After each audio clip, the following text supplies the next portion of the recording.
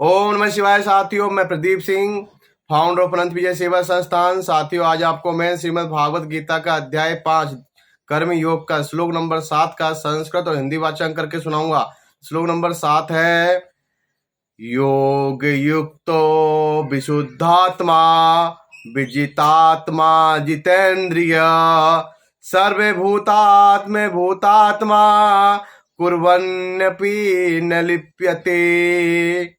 इसका हिंदी अनुवाद है, जो भक्ति भाव से कर्म करता है, जो विशुद्ध आत्मा है और अपने मन तथा इंद्रियों को बस में रखता है, वह सबों को प्रिय होता है और सभी लोग उसे प्रिय होते हैं। ऐसा व्यक्ति कर्म करता हुआ भी कभी नहीं बंधता।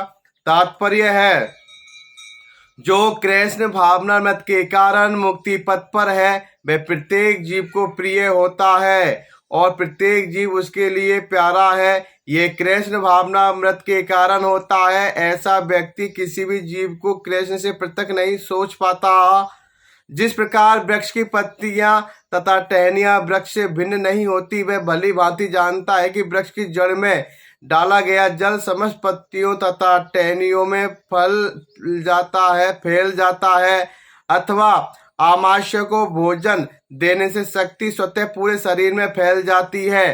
क्योंकि कृष्ण भावनामृत में कर्म करने वाला सभी का दास होता है, अतः वह हर एक को प्रिय होता है। क्योंकि प्रत्येक व्यक्ति उसके कर्म से प्रसन्न रहता है, अतः उसकी चेतना शुद्ध रहती है। क्योंकि उसकी चेतना शुद्ध रहती है, अतः उसका मन पूर्णतः नियंत्रण में रहता है। मन के नियंत्रित होने से उसकी इंद्रियां संयमित रहती है। क्योंकि उसका मन सदैव कृष्ण में स्थिर रहता है, अतः उसके विचलित होने का प्रश्न ही नहीं उठता। नहीं उसे कृष्ण से संबंध कथाओं के अतिरिक्त अन्य कार्यों में अपनी इंद्रियों को लगाने का अवसर मिलता है। वह कृष्ण कथा के अतिरिक्त और कुछ सुनना नहीं चाहता।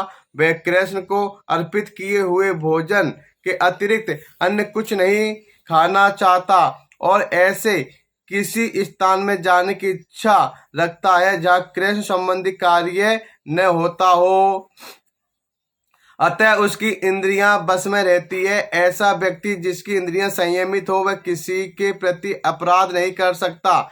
इस पर कोई यह प्रश्न कर सकता है, तो फिर अर्जुन अन्यों के प्रति युद्ध में आक्रामक क्यों था?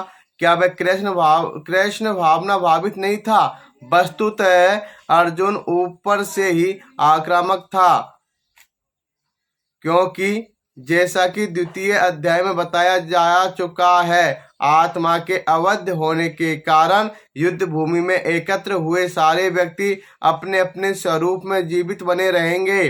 अतः आध्यात्मिक दृष्टि से कुरुक्षेत्र की युद्ध भूमि में कोई मारा ही नहीं गया। वहां पर स्थित कृष्ण की आज्ञा से केवल उनके वस्त्र बदल दिए गए। अतः अर्जुन कुरुक्षेत्र की युद्ध भूमि में युद्ध करता हुआ भी वस्तुतः युद्ध नहीं कर रहा था। वह तो पूर्ण कृष्ण भावनामृत में कृष्ण के आदेश का पालन मात्र कर रहा था। ऐसा व्यक्ति कभी कर्म बंधन से नहीं बंधता। तो श्लोक नंबर 7 का संस्कृत और हिंदी वाचन यह है। कल फिर मिलेंगे श्लोक नंबर 8 के साथ। ओम नमः शिवाय साथियों, धन्यवाद।